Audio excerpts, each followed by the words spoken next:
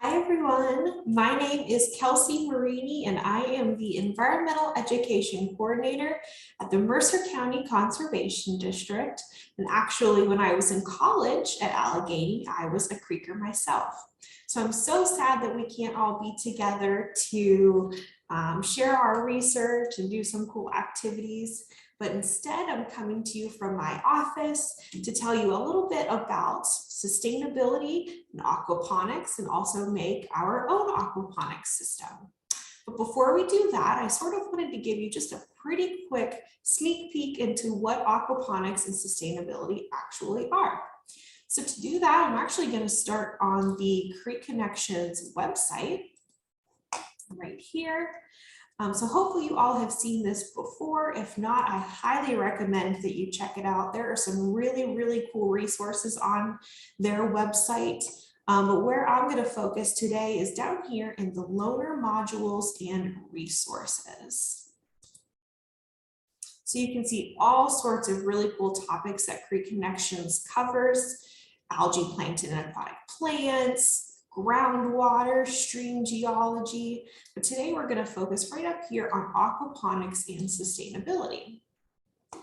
So you can see on here some more really cool resources, some activities like Aquaponics Creek Geeknology. It's pretty close to Jeopardy. Some composting activities, Aponics puzzle, some water quality testing that you're going to want to do if you have a larger aquaponics system, and then also some articles, websites, and of course some Common Core standards that we included there.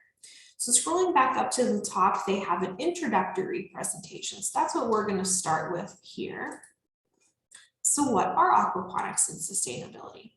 Well, according to the EPA, everything that we need for our survival and well-being depends either directly or indirectly on our natural environment.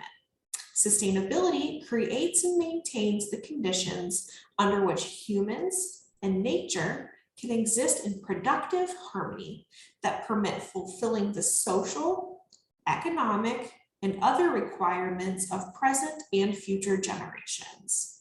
Now that's a real lot of words. So basically what that means is sustainability is this little triangle area in here.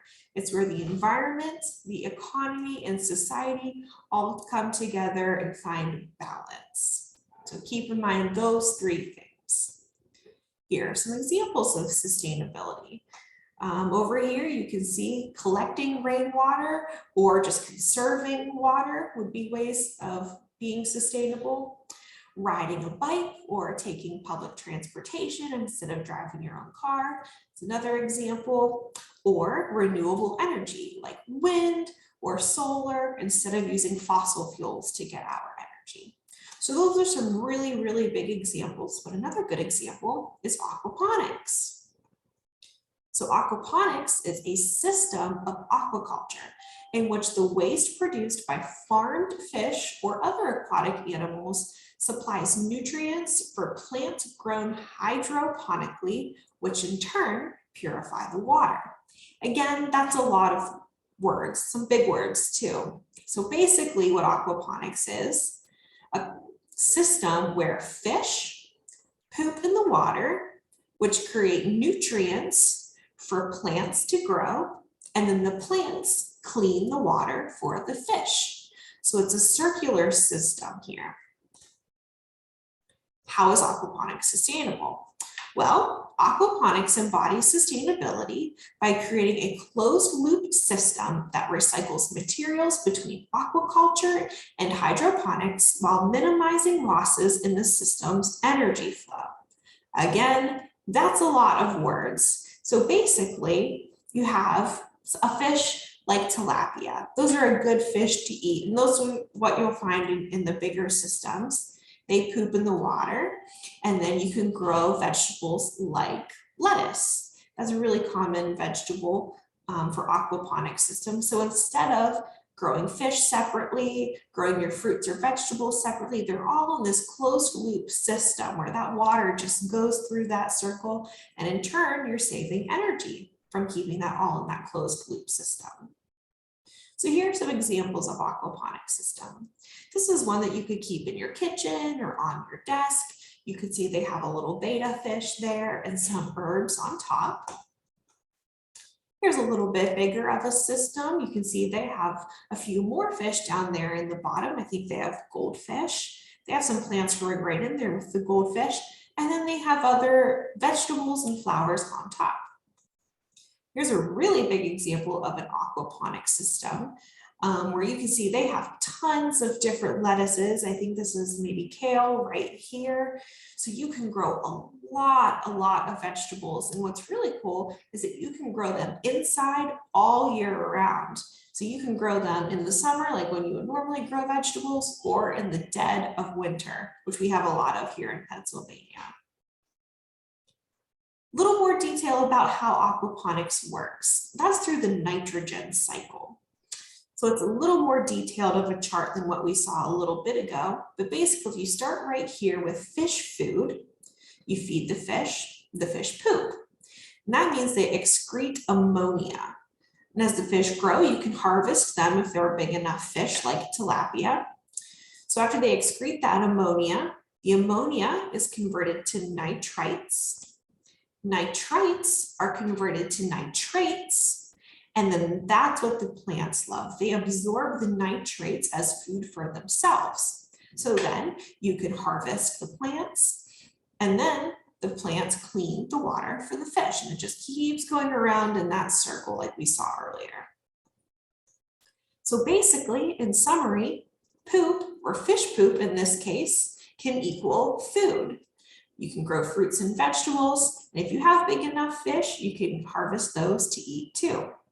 Pretty cool. So let's work on making our own aquaponics system. So here are some things that you'll need to make your own. First, you're going to germinate some seeds before you start the aquaponics system. And here are some things that you'll need for that. A Ziploc baggie, a paper towel, water, and some seeds. I've done this before, and when I did it, I used basil seeds and they seemed to work really well. So then at the end, you can collect those basil plants and add them to your pizza or pasta or salad, whatever you'd like. So really all you'll do for that is take your seeds, put them between a wet paper towel, fold it in half with the seeds in the middle, then put those in a Ziploc baggie. Keep them in a warm place, maybe near the sun, but they don't need to be in the sun because they're just seeds. And then wait a couple weeks for them to grow a couple inches long, and that's when you can transfer them into the aquaponics system. So here's what you'll need to make that. And hopefully most of these things you'll find around your house or can just run to the store to grab if you need to. So first you'll need a 2-liter bottle, a box cutter or scissors, some sort of growing medium. I used clay pebbles before, which you can probably find somewhere like Amazon or maybe even a pet store. A wick. What I used was a strip of a washcloth. So it was maybe an inch thick. I just cut it down the length of the washcloth. And then of course you'll need water, a betta fish, food for the betta fish, and some pebbles for the bottom of your system. So let's see how that all comes together. First, start with your bottle. So you could use a 2-liter bottle. I think mine's a little bit bigger than that, but you can see here, it looks very similar to a 2-liter bottle. And you'll take your box cutter or scissors and cut right around here. It's sort of where that curved part stops and starts to go straight down. So cut right around there so they come into 2 different pieces. Then you'll flip those around. So it should sit right inside of the bottom, just like that. I'm going to set that aside, take the top part off. Next in your bottle, you're going to want to get some pebbles just for the bottom. It helps to keep the tank a little cleaner from the fish waste. Today I'm just using paper to show you the materials that you'll need so you can see them a little better. I got some fake little pebbles here. And I'm just going to put those in the bottom, really like you would with any other fish tank.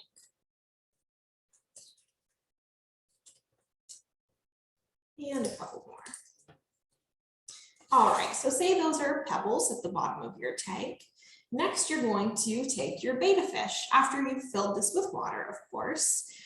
Take your betta fish, and the reason why we want to use a betta fish and not a goldfish or any other tropical fish is because betta fish don't require water flow. So you'll see in a lot of fish tanks with goldfish, for example, they have little bubblers inside. You don't need those with the betta fish, which is why they work really well. So you have your pebbles, you have your water, you have your betta fish. Next, we'll put that lid right back on top, upside down, like we said earlier, and take your washcloth strip. Again, this is just a piece of paper, but a washcloth would work really well. I'm going to set this down. You're going to stick this through the opening of the bottle. And if it wants to kind of slide through the hole, you can take the lid and secure it back on, but just leave space for the wick to still come through there, just enough so that it holds it in place. So you're going to want to do about half the wick down at the bottom so it gets in the water, and half of it up in the top where we're going to put that growing media. And what that washcloth will do is it'll really just pull that water up from the tank and bring it right up into here for our plant. So you have your washcloth or your wick right in there hanging through. Next, you're going to take your growing media, whatever you decide to use. Again, today I'm just using paper to show you how this works. Arrange that in there. Make sure you can still get a hold of that wick. Right. So you can see I have my wick sticking out just a little bit. And then once your seeds have germinated a couple inches to where you can plant them in here, you're going to match the root up to that wick, because that's where the tree or the plant's going to get all of its nutrients. And eventually you're going to have a plant that looks like this. I don't think it's going to be this full right when you plant the basil seeds, or it shouldn't be, but hopefully once it's started to grow for a few weeks, this is what you're going to have. All right. So I hope you guys have fun making your own aquaponics system. I'd love to see pictures if you do make one, or if you have any questions too, feel free to reach out to the Creek Connection staff and they can get you my contact information. But thank you so much for listening. Good luck with your aquaponics system, and enjoy the rest of the symposium. Bye.